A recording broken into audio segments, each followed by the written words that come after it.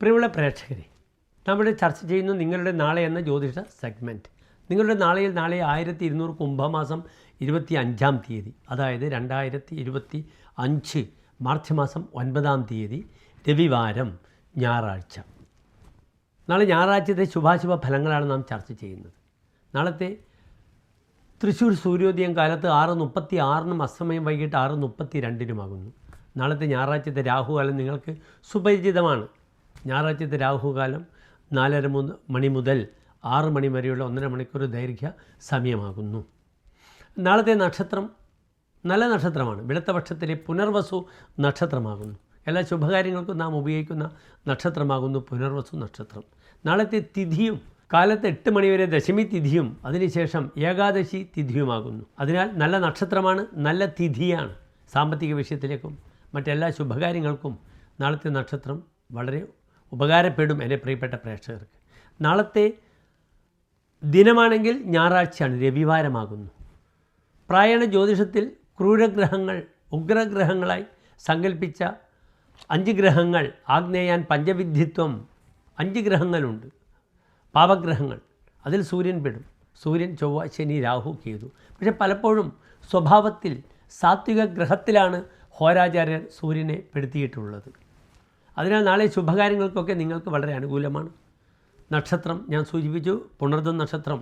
ഈ നക്ഷത്രം ശ്രീരാമസ്വാമിയുമായി ബന്ധപ്പെട്ട് കിടക്കുന്നു. ശ്രീരാമസ്വാമിയുടെ നക്ഷത്രമാകുന്നു. അദ്ദേഹം പുണർദം നക്ഷത്രത്തിൻ്റെ അവസാനത്തെ 15 നാഴികയിലാണ് ജനനം. ഒരു നക്ഷത്രം 60 നാഴികയാണ്. അപ്പോൾ പുണർദം നക്ഷത്രത്തിൻ്റെ മുക്കാൽ 45 നാഴിക മിഥുനവും അവസാനത്തെ 15 നാഴികയാണ് കർക്കിടകൻ രാശി. പുണർദം മിഥുനൻ രാശിക്കാർ വലിയ സുഖിമാനും സ്ത്രീലോലുപരും ഭൗതിക സുഖങ്ങളെ ആഗ്രഹിക്കുന്നവരുമാണ്. പക്ഷേ പുണർദം കർക്കിടകൻ രാശിക്കാരാകട്ടെ ദൈവികമായ വിഷയങ്ങളിൽ വളരെയധികം താല്പര്യവും തങ്ങളുടെ ചെയ്യുന്ന പ്രവൃത്തിയോട് ആത്മാർത്ഥത കൂടുതൽ പ്രകടിപ്പിക്കുന്നവരുമാണ്. ദൈവജ്ഞ എന്ന വാക്കാണ് പറഞ്ഞിരിക്കുന്നത്. ദൈവം ജാനാതിഥി ദൈവജ്ഞ. നിങ്ങൾ ശ്രദ്ധിക്കണം, ശ്രീരാമസ്വാമിയുടെ ജീവിതം ഭൗതിക സുഖങ്ങളൊക്കെ നയിച്ചു. അങ്ങേറ്റം അദ്ദേഹം പ്രയാസങ്ങളും പ്രശ്നങ്ങളും അനുഭവിച്ചു. പക്ഷെ അദ്ദേഹം അവിടെയും ആ ത്യാഗങ്ങളോടുകൂടിയുള്ള ജീവിതം നയിച്ചു. ക്ഷമാശീലനായി. അദ്ദേഹത്തിൻ്റെ ഓരോ ഉപദേശങ്ങളും രാമായണത്തിൽ നിങ്ങൾക്ക് കാണാം. സുഭാഷിതങ്ങളുടെ ഒരു ഘോഷയാത്ര തന്നെ വാൽമീകി രചിച്ചിട്ടുണ്ട്. അതിലെല്ലാം തന്നെ പലപ്പോഴും ഉപദേശിക്കുന്നതൊക്കെ തന്നെ ശ്രീരാമൻ ലക്ഷ്മണന് ഉപദേശിക്കുന്ന അല്ലെങ്കിൽ മറ്റുള്ളവർക്ക് ഉപദേശിക്കുന്ന ശ്ലോകങ്ങളെല്ലാം തന്നെ ഉപദേശരൂപത്തിൽ വളരെയധികം പ്രസിദ്ധങ്ങളാണ്. രാമായണ യുദ്ധം കഴിഞ്ഞ സമയത്ത് ലക്ഷ്മണൻ ചോദിക്കുന്നൊരു ചോദ്യമുണ്ട്. എന്തിനാണ് ആ കാട് പിടിച്ച് അയോധ്യയിലേക്ക് ഇനി നാം പോകുന്നത്? നമുക്ക് ഇവിടെ തന്നെ താമസിച്ചുകൂടെ എന്ന്. ആ സമയത്തും രാമൻ്റെ ഉപദേശം ഇപ്രകാരമായിരുന്നു: അഭി സ്വർണ്ണമയി ലങ്ക നമേ ലക്ഷ്മണ രോജതേ ജനനി ജന്മഭൂമിച്ച സ്വർഗാദേവ ഗരീയസി. ഈ സ്വർണ്ണമയമായ ലങ്ക എനിക്ക് പറ്റില്ല. അമ്മയും ജനിച്ച നാടും സ്വർഗാദേവി, സ്വർഗത്തെക്കാളും മഹത്തരമാണ് എന്ന സന്ദേശം നൽകിയ ആളാണ് ശ്രീരാമസ്വാമി. നമുക്ക് നമ്മളുടെ ജന്മഭൂമിയോട് അല്ലെങ്കിൽ മാതാവിനോട്, ഗുരുജനങ്ങളോടുള്ള ഒരു നിർവചിക്കാൻ പറ്റാത്ത അനിർവചനീയമായ ആ ഭക്തിയാണ് രാമനിലൂടെ നമുക്ക് തരുന്ന സന്ദേശം. ജന്മഗ്രഹവും അമ്മയെയും അല്ലെങ്കിൽ മാതാപിതാക്കളെയും ഗുരുജനങ്ങളെയും നാം സംരക്ഷിക്കണം, കാത്തുരക്ഷിക്കണമെന്നൊരു വലിയ സന്ദേശം രാമൻ നൽകി. അപ്രകാരം തന്നെ യുദ്ധം കഴിഞ്ഞ് എല്ലാവർക്കും, വാനന്മാർക്ക് പോലും ധാരാളം സമ്മാനങ്ങൾ നൽകി അയക്കുന്ന സമയത്തും രാമൻ അവിടെ തന്നെ കാത്തു നിന്ന ഹനുമാൻ സ്വാമിയോട് പറഞ്ഞ ഒറ്റൊരു വാക്യം ഇത് മാത്രമാണ്: മയ്യേവ ജീർണതാം യാതു യത്തൊയ്യോപകൃതം ഹരേ നരപ്രത്യുപകാരാർത്ഥി വിപത്തിരഭികാംക്ഷതി. അല്ലയോ കപശ്രേഷ്ഠ, ഞാൻ എല്ലാവർക്കും വിലപ്പെട്ട സമ്മാനങ്ങൾ കൊടുത്തു, പക്ഷെ നിനക്ക് ഞാനൊന്നും തരുന്നില്ല. എന്തുകൊണ്ടാണ്? നീ ചെയ്ത ഉപകാരങ്ങൾ എന്നിൽ ജീർണമായിരിക്കട്ടെ, അതങ്ങനെ തന്നെ നിൽക്കട്ടെ. മനുഷ്യനാണ്. ഉദാഹരണമായി ഒരു വ്യക്തി എൻ്റെ ആപദ്ഘട്ടത്തിൽ എന്നെ സഹായിച്ചു, സാമ്പത്തികമായി അല്ലെങ്കിൽ ശാരീരികമായി എന്നെ സഹായിച്ചാൽ എൻ്റെ മനസ്സിൽ ഒരൊറ്റ ചിന്ത മാത്രമേ ഉണ്ടാവുകയുള്ളൂ: ആ വ്യക്തിക്ക് ഒരു പ്രയാസം വരുമ്പോൾ എനിക്ക് സഹായിക്കണമെന്ന്.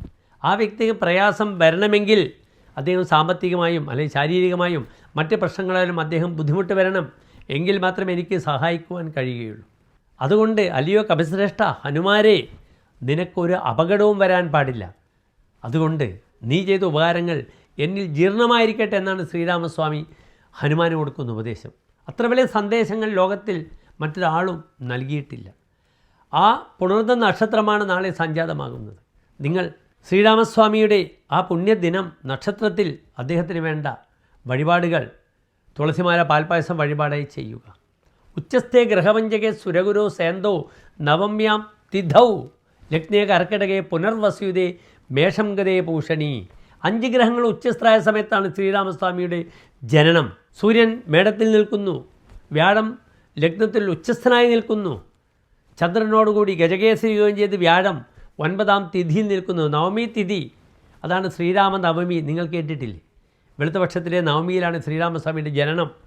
അതാണ് ലോകമെമ്പാടും ആഘോഷിക്കുന്നത് ജനങ്ങൾ ഭക്തിപൂർവം. അവിടെയും നിങ്ങൾ മനസ്സിലാക്കണം, 5 ഗ്രഹങ്ങൾ ഉച്ചസ്ഥരായ ശ്രീരാമസ്വാമി വനത്തിലേക്ക് പോയി. ജന്മലഗ്നേ ഗുരുസ്യേവ രാമയന്ത്രോ വനംഗത. രാമചന്ദ്രൻ ശ്രീരാമസ്വാമി വനത്തിൽ പോയിട്ടുണ്ട്. അതിനാൽ ലലാട് രചിതാരേഖ പരിമാഷ്ടും ന ശക്യതേ. തലയിലെഴുത്ത് ആർക്കും തടയുവാൻ കഴിയുകയില്ല, ദൈവമായാലും മനുഷ്യനായാലും. ജ്യോതിഷത്തിൽ പോലും പ്രത്യേകിച്ച് പ്രശ്നമാർഗത്തിൽ പറഞ്ഞിട്ടുണ്ട്, ആയുശ്ച ലോകയാത്രാച ശാസ്ത്രേസ്മിൻ ദ്വേ പ്രയോജനെ. ജ്യോതിശാസ്ത്രത്തിൽ 2 പ്രയോജനമാണ്, ആയുസ്സും ഒരു വ്യക്തിയുടെ യാത്രയും. നിശ്ചയതും കോംനു ശക്നോമി വസിഷ്ഠോവ ബൃഹസ്പതി. ഇത് വസിഷ്ഠനും ബൃഹസ്പതിക്കും പറയാൻ കഴിയില്ല, പിന്നെയാണോ കലിയുഗത്തിൽ നിങ്ങൾ പറയുക. ദൈവം നിഹത്യ ഗുരു പൗരുഷം ആത്മശക്തിയ. നിങ്ങൾ നിങ്ങളുടെ പ്രവർത്തനത്തിൽ കർമ്മത്തിൽ വിശ്വസിക്കുക, അവിടെ ദൈവമുണ്ടാകുമെന്നാണ് പറഞ്ഞിട്ടുള്ളത്. വാൽമീകി പറഞ്ഞിട്ടുണ്ട്, നിങ്ങൾ വയലേലകളിൽ സൂര്യൻ്റെ ഉഗ്രതാപമേറ്റ് ജോലി ചെയ്യുന്ന കർഷകരെ നോക്കൂ, വേർപ്പൊഴുക്കുന്ന കർഷകരെ നോക്കൂ, അവിടെ നിങ്ങൾക്ക് ദൈവത്തിനെ കാണാൻ കഴിയും. അതുകൊണ്ട് നാം നല്ല പ്രവർത്തികൾ ചെയ്യുക. ഗീതയിൽ പോലും ഭഗവാൻ നമ്മെ ഉപദേശിച്ചു, കർമ്മണ്യേവാധികാരത്തെ മഹാബലേഷു കഥാജന. ഫലത്തെപ്പറ്റി ചിന്തിക്കരുത്, നീ കർമ്മം ചെയ്യുക. കർമ്മമാണ്, അതിനപ്പുറത്തൊന്നുമില്ല. വർക്ക് ഈസ് ഗോഡ് എന്നാണ് സായിപ്പന്മാർ പറയുന്നത്. അതാണ് ഗാന്ധിജിയൊക്കെ പറഞ്ഞിട്ടുള്ളത്. ഡു ഓർ ഡൈ എന്നൊക്കെ പറഞ്ഞിട്ടുണ്ട് നമ്മുടെ മഹാരഥന്മാർ. നിങ്ങൾ കർമ്മത്തിൽ വിശ്വസിക്കുക, പ്രവർത്തിക്കുക, അവിടെ ദൈവം തരും. ഇന്നല്ലെങ്കിൽ നാളത്തെ നല്ല മുഹൂർത്തം നിങ്ങൾ ശ്രദ്ധിക്കുക. നാളെ കാലത്ത് 9 മണി മുതൽ 11:30 വരെയുള്ള സമയം എല്ലാ ശുഭകാര്യങ്ങൾക്കും എൻ്റെ പ്രിയപ്പെട്ട പ്രേക്ഷകർക്ക് സ്വീകരിക്കാവുന്നതാണ്. എല്ലാ പ്രിയപ്പെട്ട പ്രേക്ഷകർക്കും ശോഭനമായ നല്ല നാളെ ആശംസിക്കുന്നു. നന്ദി, നമസ്കാരം.